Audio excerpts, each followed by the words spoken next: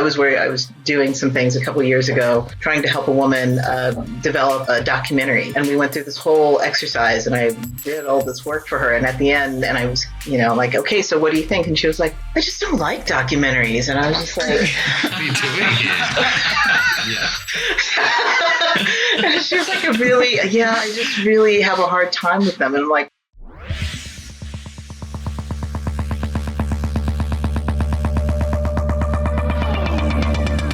welcome back to the Worlds Beyond podcast. My name is Don Kiania. I'm Benjamin Wiener. And we are joined here by two of the talented folks over at New Canvas, Nathan Anderson and Wadooah Wali. Why don't you introduce yourself, guys? Yeah, my name is Nathan Anderson. I'm one of the co-founders here and CEO at New Canvas. My name is Wadooah Wali. I'm the other co-founder and chief strategy officer at New Canvas. And we both retain the executive producer titles as well. So we just good. Yeah. Awesome. Thank you guys so much for joining us. We kind of teased a little bit that we might have had you guys on our last episode when we were talking about the launch of Pop and Drop. So very excited to have you guys on. We can talk a little bit about that. Before we dive in though, why don't you tell us a little bit about New Canvas and like kind of the work you guys get up to over there? Sounds good. Wadooah, you want to go first? I had the fortune of meeting you on a trip to Australia after leaving some burning building of some traditional media establishment that will remain nameless, and just kind of curious and excited about what's next in terms of storytelling and the types of content that I could create. And during that trip, I happened to meet Nathan, who was already pretty active in his own. Maybe you had another VR company at the time. Why did you pick it up from there? Yeah, sure. So we met in 2020, I think, didn't we? Just before the pandemic, which was an interesting time. I barely got back in the country, because the world was going into lockdown. But so I'd been working in VR since 2015 in a studio in Australia called Start VR, which was doing a lot of different things. So entertainment as well as consumer marketing and some training and education and pretty well everything. Like those early days of VR, just covering lots of bases. But really, my heart's always been, and my background's in entertainment and storytelling. Worked in film and TV back in the day, and then worked with a lot of media companies like Disney and NBC Universal and others through the time as well. So that was really my interest. And when I met Wadooah, that was a bit of a catalyst for me and a bit of a moment where I thought, and then the pandemic reinforced that of like, hey, what am I working on here? What do I really want to work on? And Wadooah kind of reignited that spark in me that it's all about storytelling and entertainment. And it was a mutual friend of ours, and she was like, okay, before we go do these fun things, I know you're here on vacation, but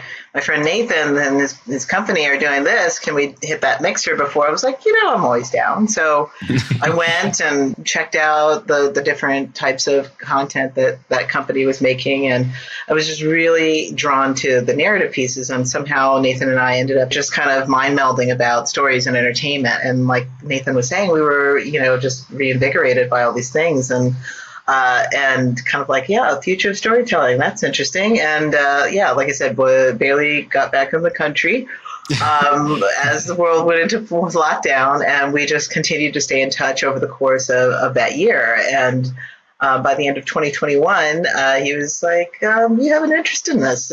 Might you want to be in this? Because my background is digital media, and I was brought into traditional media because they're trying to understand how to do those things in those spaces. Yep. And I was excited just to see what was happening inside those spaces. And like I said, by the time I left, I was like, it's not happening there. And so I was really excited to find somebody like Nathan who's thinking about these storytelling and pushing boundaries, but also was united in my desire to make sure that we're telling all kinds of stories. Because I looked at the space as a space of not having the same gatekeepers and the same people deciding what stories we could tell. So it was super exciting and who knew I had to go to the other side of the world to find a like-minded person who is also just as nerdy and excited about storytelling. I remember, in those early pandemic days, just from my personal experience, my personal VR and gaming consumption skyrocketed. Yeah. So what was it like during those kind of pandemic days when all of these technologies and experiences are taking off? Yeah, it was really interesting because I remember thinking about it at the time, and I remember people asking me is this the time for VR now? And I was like, yeah, not really. The kind of technology's we're not quite there yet. But for me, and I think for others, it was this insight into, okay, what can it be like when the friction of getting in the headset and, getting into an immersive environment has outside barrier pressures like you're being locked down and you can't go and see someone physically. It was sort of like, well, then it became an insight into what I think we'll be doing in a few years' time or later in this decade, where it's just easier to catch up with people that aren't in your immediate geographic location, and better in VR. And so it was great. We were having lots of catch-ups, but also just, reaching out and meeting up with folks that aren't even in the industry who just thought, oh, I'll get a Quest 2 and let's just go and play poker or play golf or something. So it was really interesting, I think, for the time, because it was probably a little bit early to be a mainstream catalyst to sort of like onboard everyone, but it meant there was a whole bunch of people that would otherwise not have bothered that had a look. And then for people like us in the industry, I think we saw a little glimpse into the future of what the potential is like when you're doing this on a more regular basis. So it was really exciting, I think, for that, and obviously did have big impact on Quest 2 sales and gaming and digital entertainment in general. But it was kind of an interesting little temporary kind of insight into the future. I already had a headset, but I wasn't using all that often. But the company I was working with was also looking to launch an XR studio. It never happened. But the pandemic was like, all of a sudden I was like, oh, I now have this device and the time and the opportunity to go play in it, and not coming purely from that space. It was more like, what are we going to do today? Yeah. As a tech nerd and just somebody who, I was just fascinated by like what Nathan was saying, like being able to meet up with. I had a whole contingent of people that I've never met in person and who don't know my name, but we would meet up for poker. We, going from the meeting around the conference phone and having meetups like that to all of a sudden being able to see like our digital selves, but doing these things. And so it really just kind of helped open up my eyes in terms of what else we can be doing or what's possible. And just the exciting thing that this technology enables. Yeah, it's so funny because I was working at a company that was in the B2B video streaming space, and they were really bullish on immersive experiences from like back in the early days when it was just 360-degree video and none of this like kind of fancy schmancy stuff. I remember for one of our holiday parties, they bought, because we were only like 15 people, right? So they could afford to do this. They bought everyone Quest 2s and said, well, we're locked down, so let's just have our company holiday party in Horizon Worlds, right? It was a really interesting kind of way to get around the lockdown and all of that kind of stuff for people who, maybe weren't planning on getting a headset. They got a chance to try it on for the first time and kind of see what was possible. Yeah, I never felt locked down. Yeah. It's so funny you guys mentioned poker because when when Quest 2 first came out, I just remember like I showed it to a couple friends, like the poker app, and they're not really tech people, but they are, we do casually play poker. The next day they went out and bought themselves heads. It's like, and that's all it took. And, like at the time, I'm a millionaire in poker, by the way. I haven't played in a while, but Wow, there you go. My millions of digital dollars go very far, outside of that platform. Got to cash those in for an ape NFT of some sort, right? Yeah, that's right. Well, it just got too scary, so I think we all, the scene of our group decided to pivot. I think Walkabout had just come out as well as the VR fishing. Yeah. So what was great was that there were more places to go to. That they were really just starting to open up the social aspect, so you weren't just doing these experiences solo anymore, or that you could go to a big frame and do a meetup there, or just go on your own. But yeah, there's so many options, and there still are. Like every single every day. Like, yeah.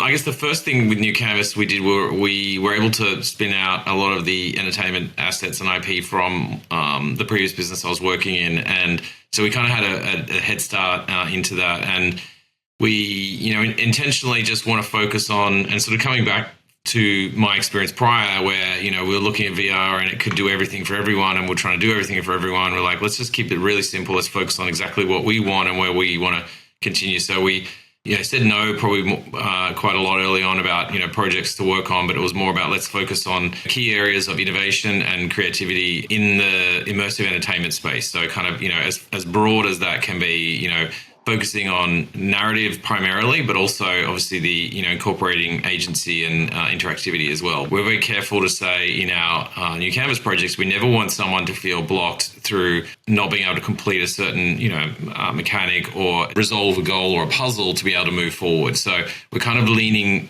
back into that more traditional media sense of you can be passive if you want to kind of consume this content, but we also want to have layers where if you want to be more engaged and active, you can do that and you'll get rewarded as well. So that was kind of the ethos starting off from New Canvas. And one of our first projects that we've just announced some more news about was a project called Lustration, which is a animated series, and it was built inside a platform called Quill, which is actually, was a Meta platform, was spun out of Meta. And developed a 4-episode series in that with an Australian creator called Ryan Griffin.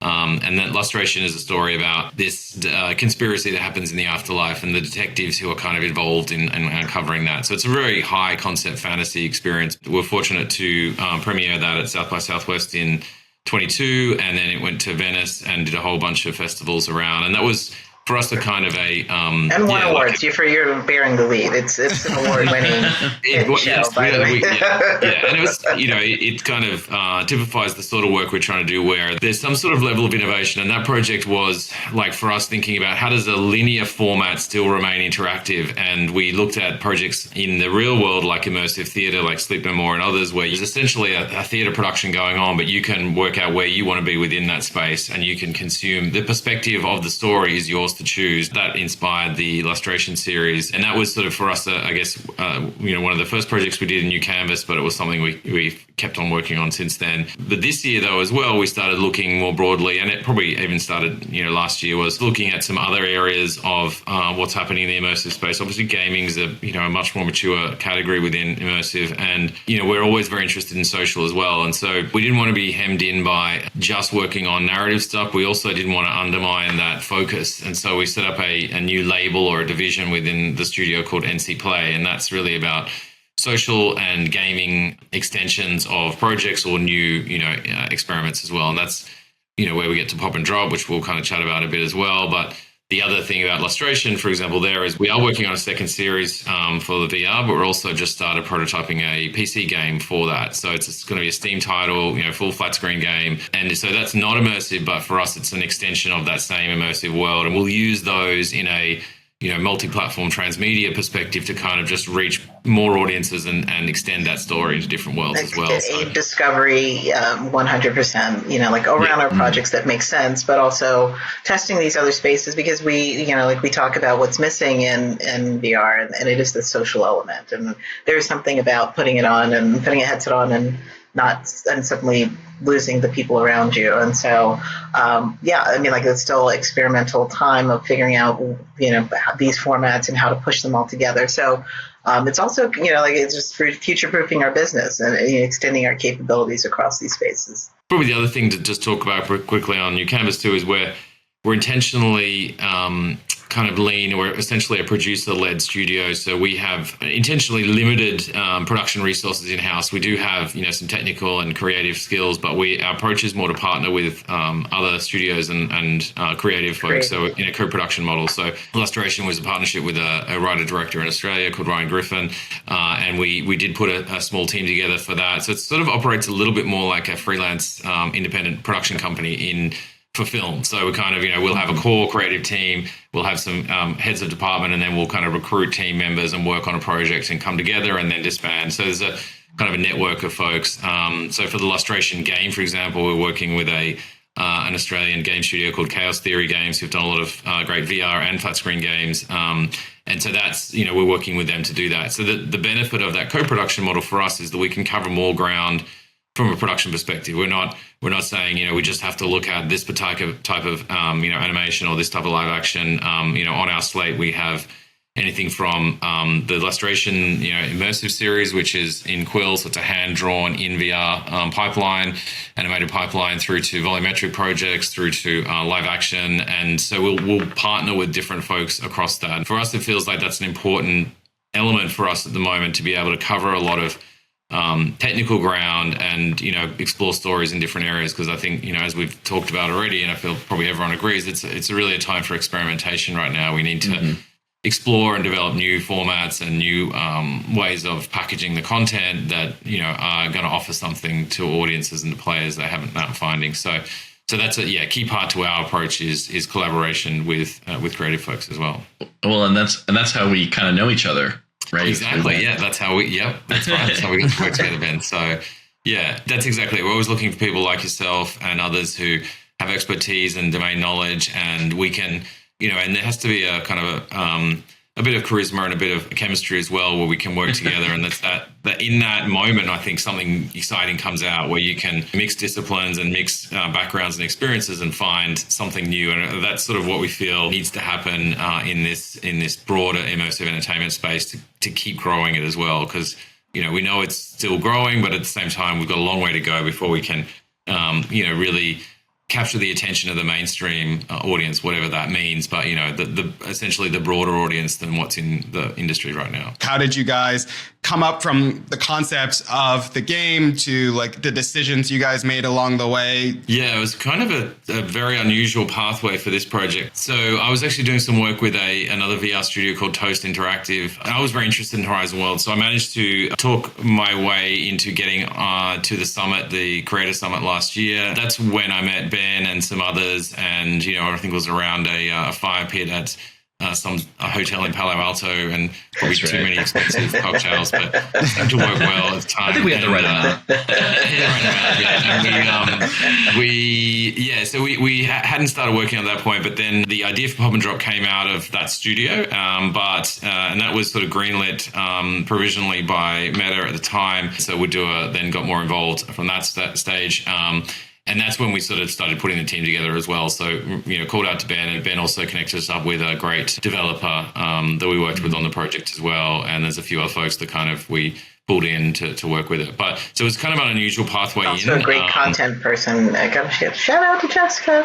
Yes, absolutely. We met some great people along the way. Yeah, Jessica, Gunga Goose, and others. And just sort of part of that was people that I met at the summit last year, and others were just through connections as well. So quite an unusual pathway into working on this project. But yeah, one we're really grateful for because it's enabled us to learn a little bit more about this space and kind of, get our feet wet in the area and kind of, hopefully work on some more projects as well. But also connect with this community. I think, especially having come from other spaces and gaming spaces, it's been really cool to see how supportive and friendly the community of creators are. And, I spent a little time in the Discord and just starting to grow our brand new NC Play social media on Instagram. So follow us, NC_play 2024. As new creators in the Meta Horizon World space, it's encouraging to see that we're not alone trying to find our way in all of this. It is new. It's the Wild Wild West. It's newly being developed. And but the fact that the community is united and not like, this is my space, this is my dance space, this is your dance space, you don't come over here, it's refreshing and exciting. And hopefully we can all figure that out. I think the community is one of the biggest draws to Horizon Worlds, right? Like it has its own engine that they're still developing that can quite frankly be quite janky and troublesome at times. They're constantly releasing new features that may or may not work on release, as we know. But I was having this platform issues, but we know. Don't talk out of pocket. Only sometimes. Come on.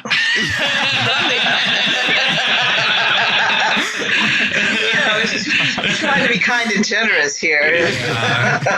But it was. I was having an interesting conversation. I'd be interested to get your guys' take on this the other day, where we're comparing. We were comparing Horizon Worlds to platforms like Rec Room. Not just Rec Room and Roblox, which are UGC platforms, but we're also comparing it to platforms like TikTok and Instagram and YouTube.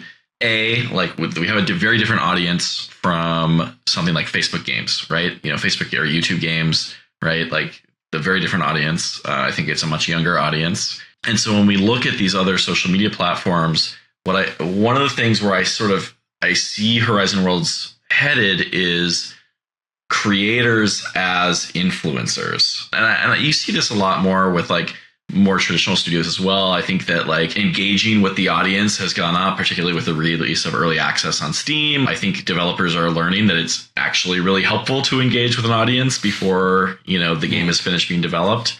But I also see a lot of like encouraging, like with avatar clothing, it's like, okay, well, now you need to promote this avatar clothing. How are you going to do that? So as a new studio coming in and sort of viewing the community for the first time, which, you're right, I think is very supportive and collaborative. Any thoughts? Yeah, that was probably one of the things I immediately saw when meeting a lot of the people in this space at Summit last year was that, very collaborative, collegiate sort of environment. And you're right, it feels quite unusual compared to some others where there's a lot more competition going on. But it was very supportive, and it still is, which is the right way to do it too. We're all kind of building this together, not we're fighting each other for the resources and the whatever support there is. It's more about the more that we can work together. So that's so far. Let's hope it stays that way for a while, because it may not as it starts to mature, but it's a great environment at the moment. We're having this moment where it is the new thing. I come from, one of my old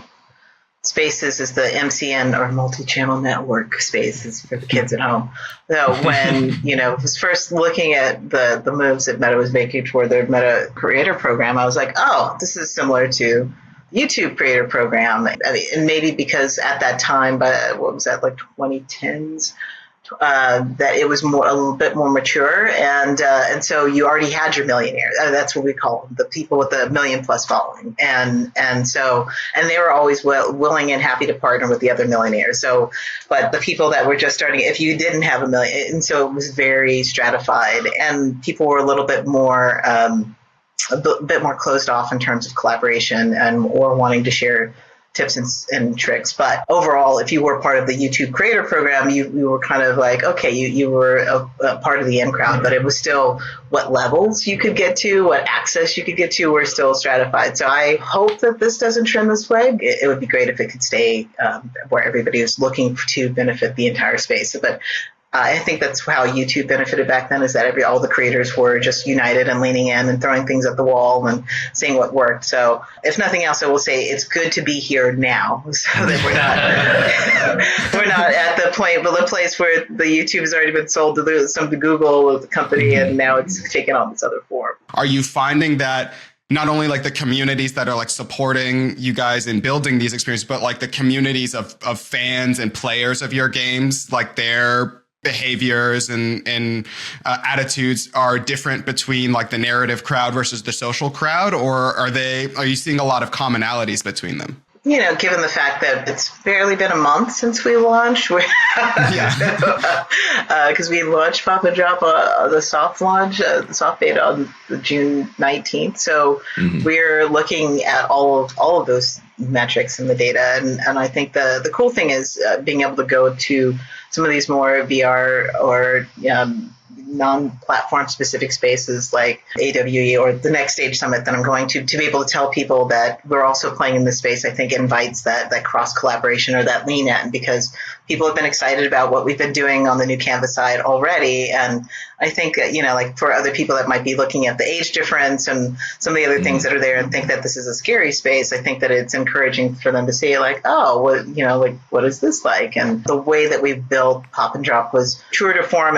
We changed things from what was originally pitched, but we didn't stray too far from that path. And I think, for our next one, we are already, like Nathan and we've already been talking about like what we would do differently and how we could weave in more story, because we don't necessarily feel that it has to be two different experiences, that gaming is storytelling. And so we're excited to be able to like push those competencies together. But right off the bat, we were just focused on, let's stick this landing. Let's get the game launched. Let's make sure it plays well. Let's make sure it looks great, and that Meta's happy so that we can continue to do more.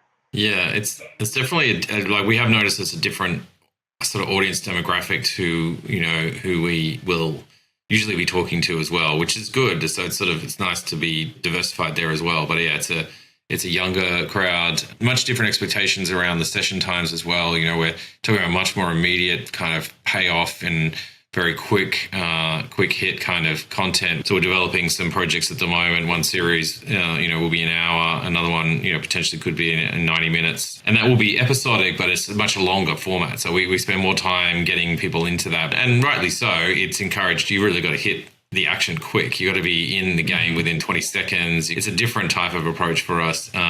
But yeah, it's great. I mean, I think it's good to kind of stretch and learn about that. We don't do so much in other places like Rec Room and Roblox and areas, but we are, we're doing we have done some events and things in VR chat. We're very interested in that kind of much more the social environment. And VR chat's got quite a unique mix of community as well. There's some really strong sub communities in there and subculture elements. We've got an event actually next week that Wadooah is going to be hosting in VR chat, which is a really interesting experience, but more on the narrative side. But yeah, it's for us, it's great to be playing more in these spaces, and we like to explore them.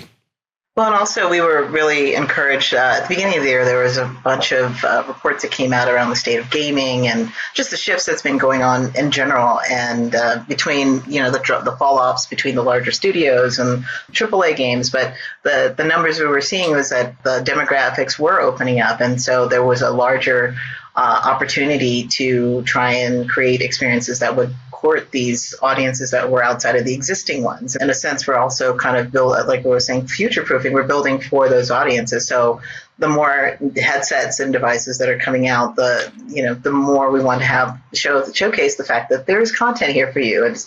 Doesn't just look like one thing, and it does check the boxes on things that you're willing to pay for. It does check the box on entertainment and experience. Nathan said we're not doing anything in Rec Room today, but right. But of course, if it makes sense, and especially for how we're like how we want to grow, and we definitely are not running all over the place for the sake. I mean, like Nathan said, we're a lean team for a reason, and also continuing to be passionate about building and not knowing what we don't know. Yeah, I mean it's interesting to think about and consider what platform you use to build these games and experiences with, right? Like you mentioned, Lustration was built in Quill, and that you really wanted to build pop and drop in Horizon Worlds, and maybe nothing in Rec Room yet, but who knows, right? Like how do you guys make those decisions or those calculations about which platforms you want to experiment with and move towards? Yeah, it's a good question. There's a couple of things that come together. I think the natural and obvious way to think about it is right what is place, the right time. Yeah, well, I was going to say money. I was getting to that. Right place, right time. There's the purest way of looking at what is the right platform for the story. What audience is there? How are they engaging?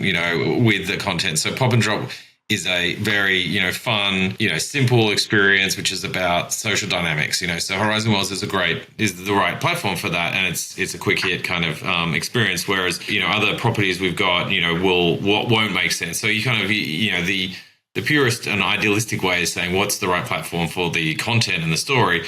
But, as Ben said as well, we're always looking at, and in this industry, we need to look at what are the financial incentives and resources that we can work on. So it's better for us to be making something, on a different platform than not making something at all. So, we're looking at a bunch of different areas, and we've started exploring.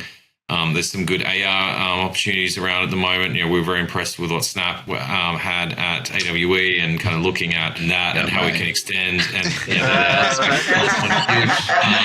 And even the other platforms like Viveverse and others too, just looking around and seeing what's happening and kind of retrofitting some of our strategies to work with what the opportunities are. So it's kind of a balancing act between those two from my perspective. But yeah, I don't know. What do you think, Wadooah? Oh, I would just add the third piece of, playing in a space where we already have content. And so going back to what we're saying about the ability for people to discover more of our content. So if we have Lustration up on Meta, and we also have other experiences on Meta, and it continues to be this test bed for us, and we can extract whatever learnings and things that we can move on to other experiences, and also continuing to invest where we've already planted some seeds. Not to sound like a shill here, but Meta, one of the draws to Meta Horizon Worlds as a platform is, despite some of the engine jankiness, you really can iterate quite quickly. And for Pop and Drop, from start to finish, how long was it? 3 months. It was not really very long. Once we got into it, it was pretty well 3 months. That's very quick. Mm-hmm. With some vacation, I think wasn't there there was a couple holidays and some things. Yeah, we went to AWE and we went to AWE and I had drinks with you guys then. The right amount. The right amount. And it was a lean team. It was a couple artists, a developer, a game designer, and producers. So it was caveat. We all worked on it here, except for Don. Sorry, Don. I didn't get the chance. Yeah. That is something that, despite times of frustration with the platform, is something that has always super drawn me to it. I mean, particularly with some of the AI tooling, I've just started messing around with some of the vibe coding tools that they have. And I don't think that the 3D asset generation is going to replace even junior artists, right? Like, it's a good first step, but it's just like, it's not quite good enough. I think we're still quite a ways off from AI replacing on the art side. Yep. I can definitely see the AI as it is right now replacing junior coders. Yeah. I went in about 2 hours, I'd made like 6 or 7 different platforming mechanics. I didn't write a single line of code myself. They all worked. I was able to write a player manager and some more of the more abstract systems that you need. And part of that is because I do understand coding logic, and I do understand TypeScript well enough to sort of talk it through, and I understand the API, and you can't just go in blind. Like, you're not going to write in make me Mario, right? And it's not going to do that, right? The tools that we're able to leverage on these engines, have become so powerful. Meta really seems to care about make things fast. I would add the caveat, make things fast if they can also be good. And I'm not totally convinced yet that AI enables that. However, I think we're getting pretty close, particularly on the stuff with coding and giving a seasoned programmer some of those AI tools to go in there and code is just going to 10x their productivity for sure. Yeah, no, I agree. It's almost like the AI art stuff can be good for previs, or kind of, just getting someone who's not an artist to kind of get something up and running to show what they want, but it's still not, you're not going to be able to do that final art, with any degree of accuracy or kind of cohesion. Context. Currently. But it's exciting, the vibe coding model, I think, for people like us who can prototype something and get a proof of concept running quickly. Again, that's pretty exciting. I mean, I'm going to take us out of that just because we haven't actually said that Pop and Drop is a multi-platform game. So I think, bugs and all, the fact that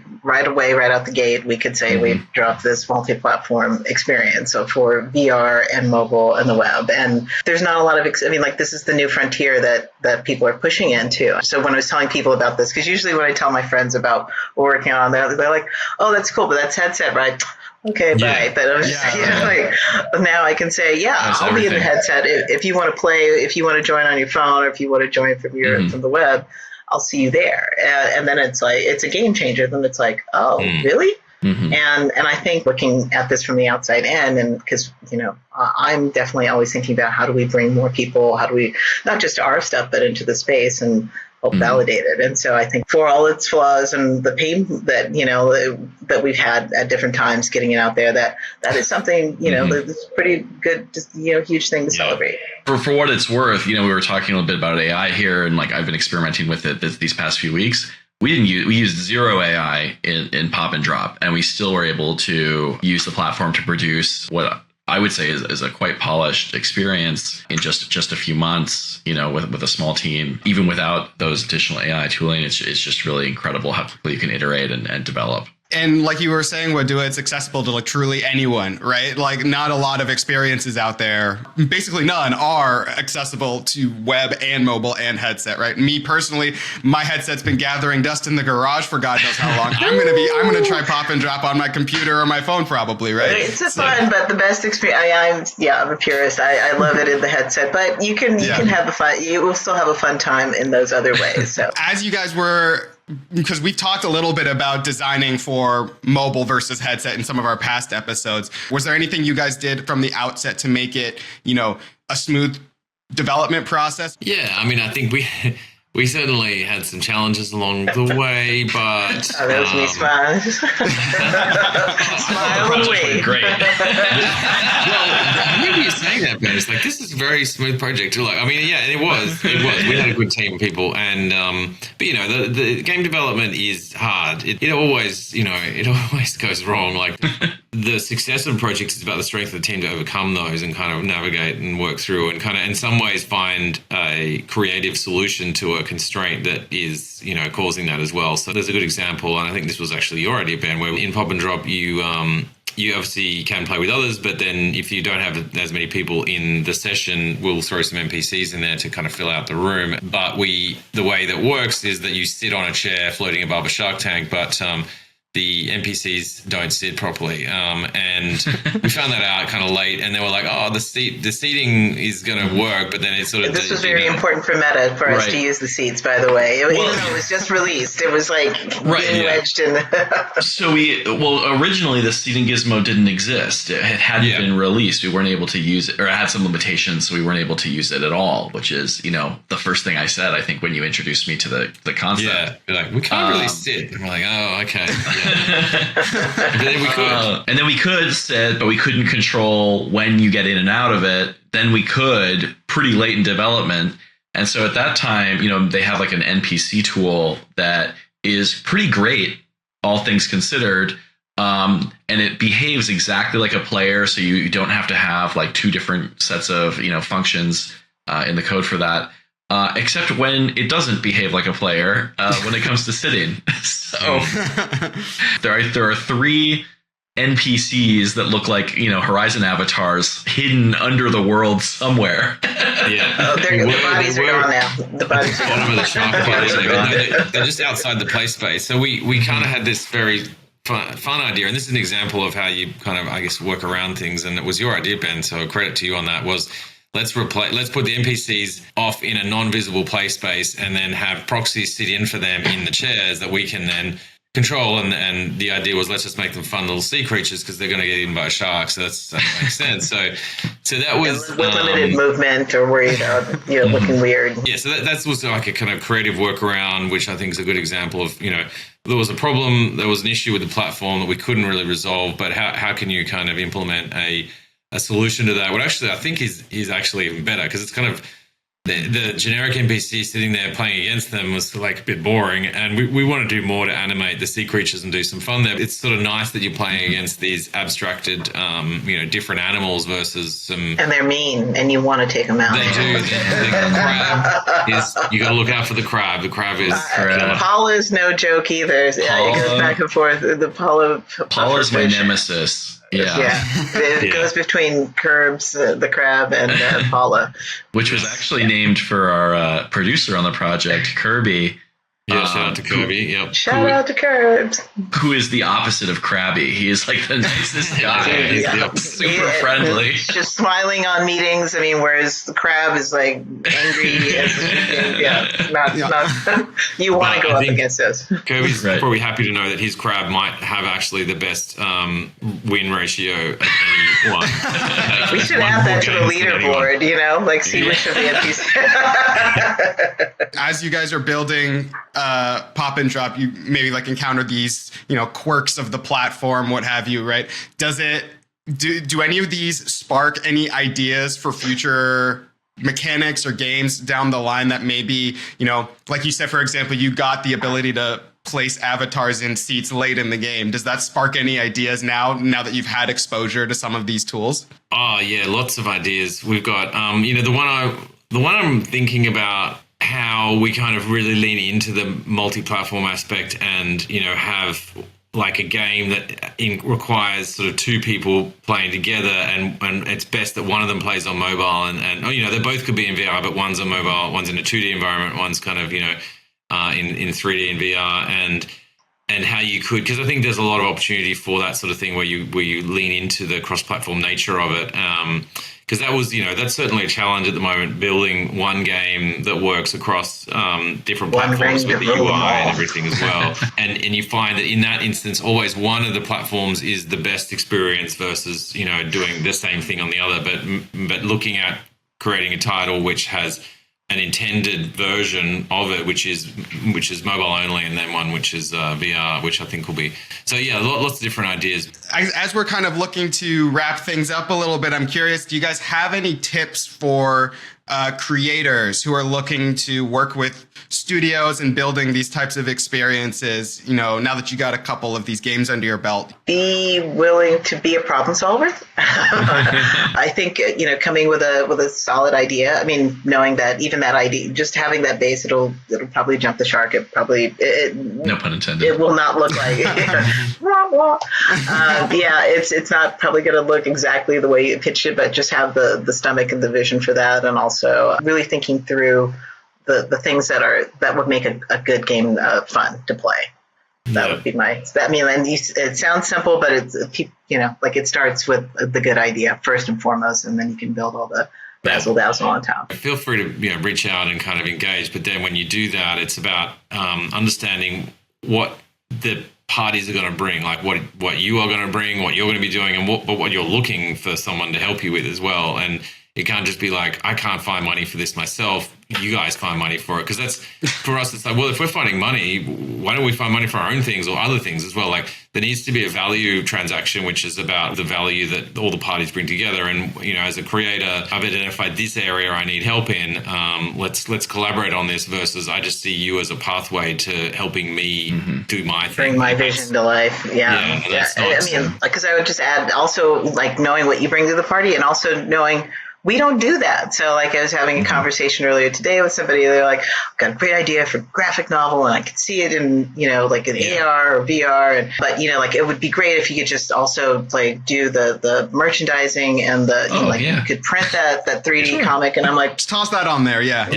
I'm like, merchandising, digital, that's not what we do. That's not what we do. And then the last piece I would say is that especially if you're coming from outside of the US, a New Canvas is actually headquartered in Australia. So if you are also coming from outside the US, Canada, UK, you bring that to the party, and that is very meaningful. So those are things that we look for as well, because as we know, and we were talking about early, just making the math and the economics tick those boxes. So being creative about those pathways to funding, or maybe, like I know early on in the game, we were talking about, for future themes, could we make it, like an Earth Day? Because if we did do something climate related, then we're eligible for these types of grants that go into the gateway. So, just being creative in terms of the ways that we could work together to bring the product to life. It's not like an earth-shattering anecdote, but it's like, sort of like well-known. I was talking about Earth Day, which is about saving the Earth, and you're talking about earth-shattering.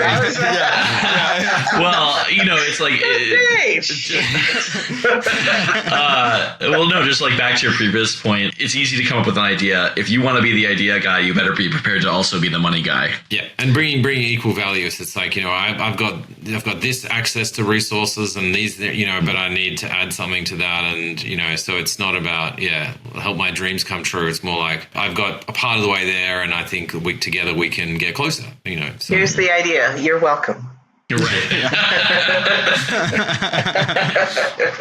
Any advice or tips for studios that are looking to explore Horizon World as a platform for creating games? Or tips for creators who are looking to build games across headset, mobile, and desktop, so that building games for everyone. Yeah, I'm surprised there's not more people here, and I have mentioned to people that I know sort of in the games industry, for example, who might be out of work or something. I'm like, you should probably check out Horizon Worlds. There's some cool stuff happening, but they're like, whatever.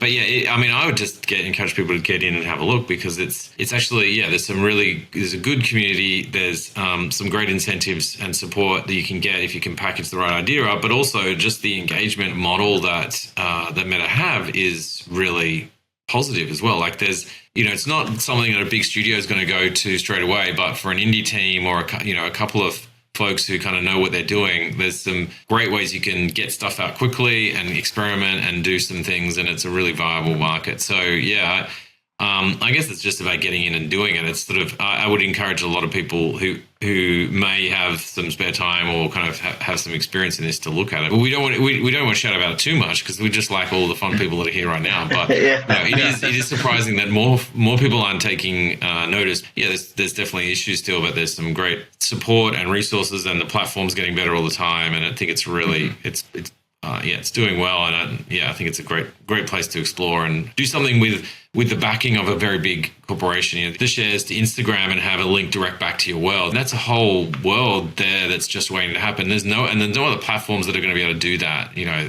to that scale. So not only is there an interesting environment with some kind of reliable economics, but there's a bigger platform integration opportunity, which, for the right people who are spending a bit of time on, it has a tremendous potential. And I would just say the other side of that coin, of Nathan saying get in there and do it, is not just the building of it, but get in there and play. I mean, like we talk about, how we eat our own dog food. Like we meet up every week in the space, and we play, we explore different things, and just make sure that we are sticking close to the fun. It's just a given that if you approach things, like the things that come from authentic places are just win, across the board. And when something's architected from an inauthentic place, and so and it just doesn't feel the same. So if you don't really have an interest in gaming, I was doing some things a couple of years ago, trying to help a woman develop a documentary, and we went through this whole exercise, and I did all this work for her, and at the end, and I was like, okay, so what do you think? And she was like, I just don't like documentaries. And I was just like, what are you doing here? And she was like, I just really have a hard time with them. And I'm like, here's this idea, and it's a nice idea, and she was paying me to help her develop it, and then when I got it to the point of like, okay, here's your package, and she was like, oh, well, it's not done. You're going to love it, and just have an interest in it, and getting in and doing it is important as well. So yeah, that's a good point. And a lot of people kind of get attracted to VR in general because of the shiny kind of excitement, but then they're like, and you sort of, But if you've never spent any time here, then all of a sudden you put it on and you're like, oh, I can't, I get vertigo. And what are you doing? What are you doing? Yeah. So I guess then the next big question is, where do you guys see the future of these experiences? VR, AR, MR? What are you thinking? Oh, I know Nathan's got it. That's a big question, isn't it? But I guess we're always looking closely at the market and what's happening. There was some new figures out from Meta. Was headset sales are down for the second quarter, which is a bit of a concern. But so I think there's an interesting, and it feels like Meta are kind of joining this as well. There's a bit of a pivot going on, a bit of a shift. I think the gaming category is kind of maturing, and maybe but now it's like what else is there? And we've seen Apple, and we've started working with Google recently as well on their headset with Samsung. I think there is a kind of moving out of the awkward teenage years into a more adult life, in terms of the industry itself. What is entertainment in this category that's not just gaming? So that for us, that's really exciting. That's what we're looking for. And I guess, but we also appreciate, and this is 10 years in for me, and it's like, we still got a little while to go to. It's sort of you've got to just hang in there and kind of find ways to keep learning what you're doing at the moment. Keep learning the new stuff that's coming out all the time, because all the things keep getting are changing. The media theorist in me and in us will say, it's not about this replacing all of the existing, media platforms and channels we have, and that never happens. It's just an additional thing, and you'll find more things to do. But the question we're interested in is when does it get to a tipping point when it becomes a dominant medium? And that still feels a little way away, but I think that's what we're really, really driving at, is how can we help uncover those content experiences that bring people in? Yeah, it's just about kind of playing the long game and being able to, keep alive until that, that tipping point. And the haters are going to hate. They always do. But the joke will be on them when, when the truth emerges and, they're left behind. So, Well, a lot of it feels like, like we're basically right now at the cusp of, huge technological breakthroughs on getting the, the technical components small enough. We saw last year, we saw Orion at Connect. Yeah. we're going to see more AI enabled glasses this year. Maybe we'll see more AR tech from Meta. We know, of course, spectacles from Snapchat is out. And if you haven't tried those before, I'm sure that you guys have. But if anyone in our audience hasn't tried them before, I recommend trying to get your hand on a pair because they're quite good. They're ugly as sin, but they're quite the tech in them is quite good. Well, that's for the developers. You think they're going to invest in like the shiny, cute things? I mean, because aren't the consumer facing ones are coming out next year? That's right. That's why they're looking to court a lot of people now. So as a developer, right now, where I feel I'm at is I'm not sitting on my hands. We're developing stuff. We're honing our skills. We're trying to figure out what content works on these devices, both in VR and AR and all that. But we're almost just waiting for the hardware to catch up with the software and the innovations, and it is catching up, and it's catching up. It's going to be there soon. And when that happens, particularly AR as a technology, in my mind, as soon as you can just like put it on your head and it'll be, maybe not much larger than these glasses here. And it's just with you all the time. I don't know that you're going to want an overlay all the time. I don't think you want that, but being able to glance up and have your like time readout, your text notifications right there.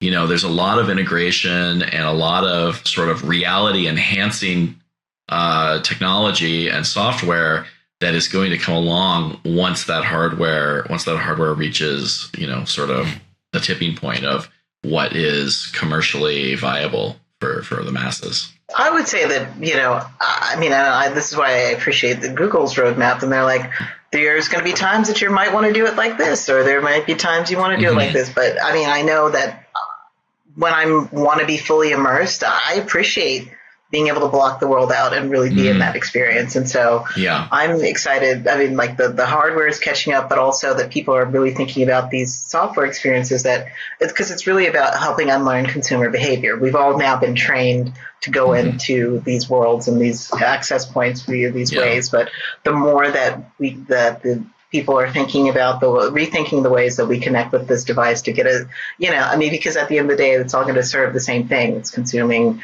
or getting information, blah, blah, blah. And so, Nathan was saying, TV didn't replace the theater or movies. So these are just going to be additional on-ramps, but I think it's going to get easier, and it's going, I personally do think that these things will become less, and they will get smaller and here, and these things that we're using here will become that, but there will still be the opportunity to put on the headset or to go to a space like Cosm that is doing the Matrix and was about to do Willy Wonka. I just saw they sent out an email that they're doing Willy Wonka in the chocolate factory there, and the Dome in the Sphere in Vegas is doing the Wizard of Oz. So we're just going to continue to explore these ways that we can, really get deeper into these experiences or have these experiences become more blended in our reality. I mean, it's not a far off imagination to think of, especially considering, we've already got like IMAX theaters and D-box seats and all this kind of stuff that's aimed to make you more immersed without even having like the headset. And by the way, those are the IMAX is doing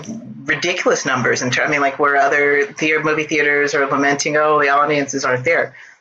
People, the Odyssey is already sold out, in IMAX, and people are paying a pretty penny for that. It's interesting. It's a changing expectation too. So you talked about the Matrix at Cosm, which was in LA. So you were saying you went there was it a Thursday, like the middle of the day? 1:00 in the afternoon.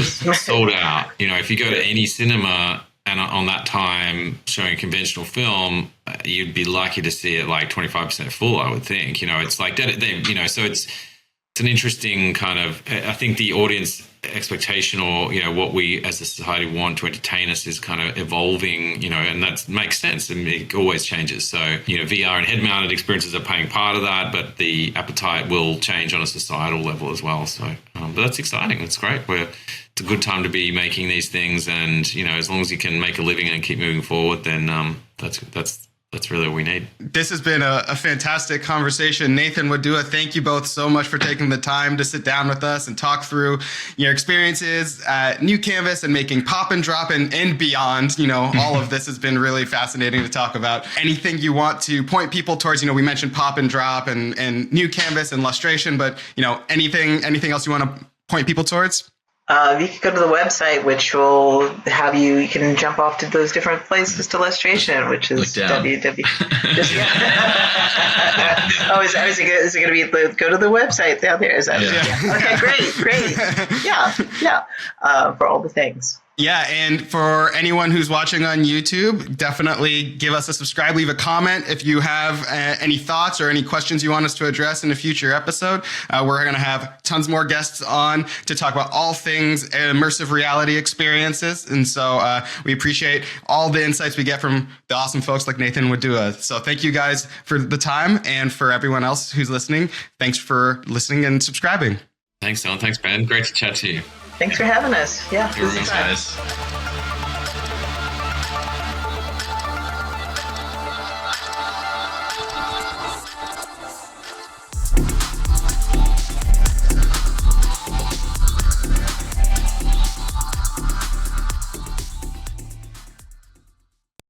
We all worked on it here, except for Don.